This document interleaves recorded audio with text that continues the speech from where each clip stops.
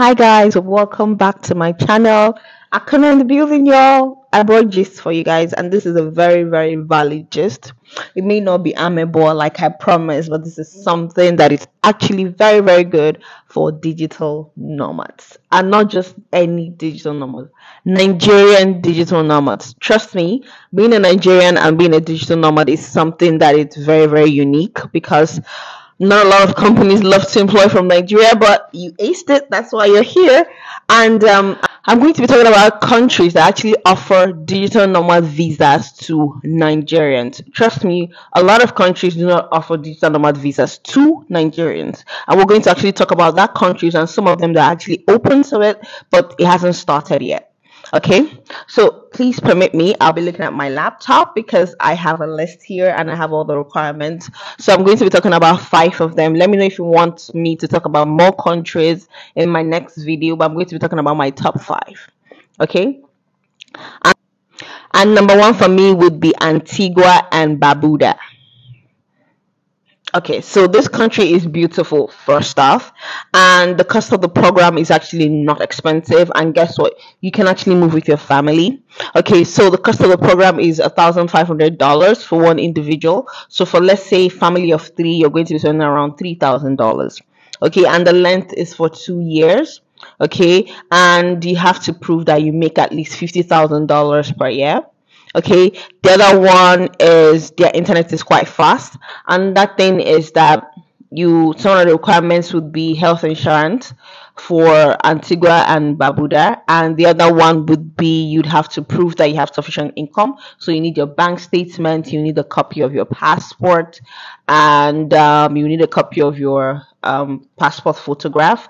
And basically, if you're traveling with your family and your children, you actually require your daughter's birth certificate, and that's it. Everything can actually be submitted online. You don't need to go to their embassy in Nigeria. Okay, the number 4 from me would be Anguilla. So the cost of the program is actually $2,000, and you can only get the visa for 1 year. The amount you have to prove would be that you make up to $3,000 every month, and for you to apply is also online. So you see, easy peasy lemon squeezy. The next one, that is number 3 on the list. So I think we're starting from like the bottom up, and number 3 on the list would be guess Costa Rica. And the program, what you have to pay, the visa fee is actually $250. Okay, and the length is for 2 years, and you have to prove you're making a minimum of $2,500 per month. Okay, and that has to be over the last 2 years, or you have at least up to $60,000 in your Nigerian dom account, or up to $60,000 in Naira equivalent in your Naira account. Okay, and that thing that is worth mentioning is that you don't have to use the Nigerian black market, which is fantastic. You just have to use the exchange rate according to bank. So that's what you have to use.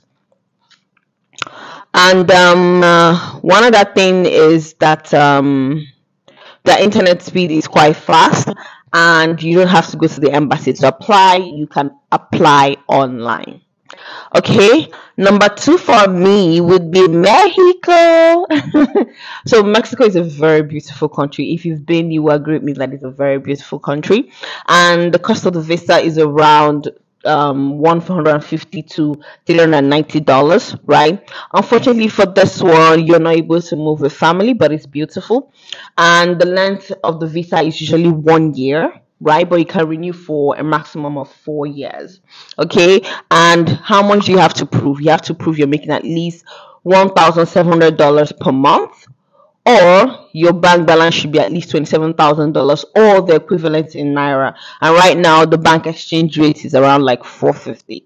So you just do 450 times $27,000. The last but not the least is Portugal. So Portugal used to have 2 types of digital nomad visa, but they've stopped one now. One was the D7 visa and the other one was the D8 visa, right? For the D7 visa, it has been scrapped. Luckily for me, I was one of the people that were among the people that were given the D7 visa, but now they have the D8 visa, where you have to make much more higher income, right? You have to make at least 3 times their minimum wage.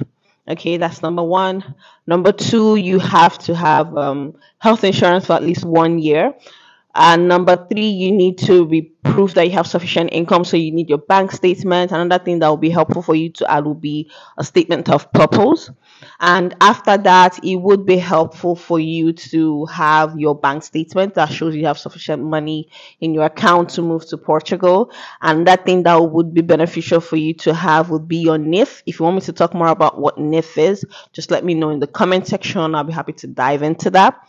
And I think that's basically it for that. It's not as complicated as the D7 visa.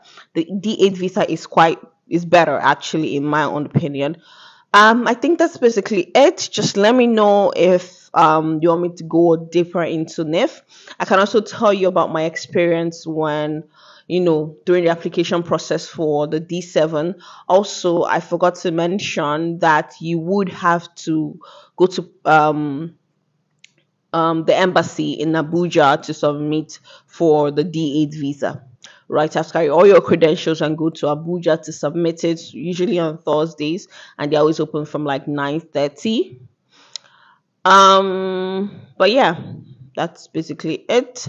I'm going to be talking about my whole journey relocating to Portugal and everything in my next video. Just let me know if there's other things that you want me to talk about. I'm happy to do that. Thank you so much for joining my channel. I appreciate you. But wait.